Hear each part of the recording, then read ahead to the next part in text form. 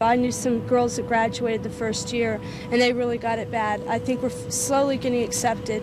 I'm sure it'll take a little bit longer, but there are times where I see girls getting picked out of a group, you know, and I guess it's going to happen anywhere. It's, you know. Mary Elizabeth Blair has wanted to be here for a long time. Her grandfather graduated from the Naval Academy in the Depression years. Her father followed in the 50s, and she tried for 2 years before she got in. I've tried too hard to get in here. I'm not going to let anybody take it away from me. That's an attitude she'll have to hold on to because Midshipman Blair is in for a rough time. It's very difficult being a woman at the Naval Academy. It's not for every woman, and they should recognize that coming in.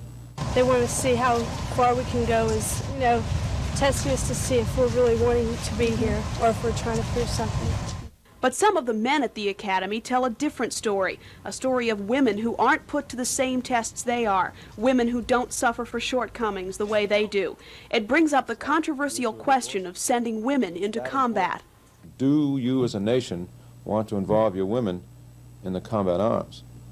I would say individually, having been in combat, that you don't want to do that.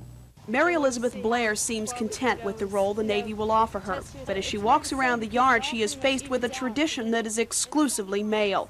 So for role models, she looks not to history, but to those around her.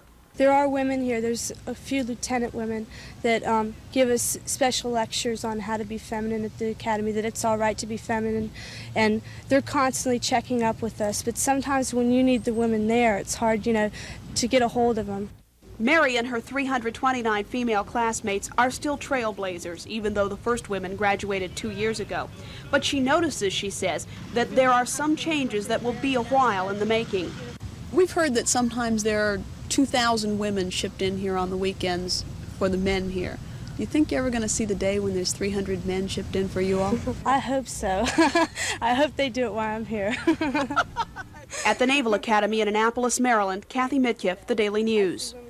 All the time with long hair.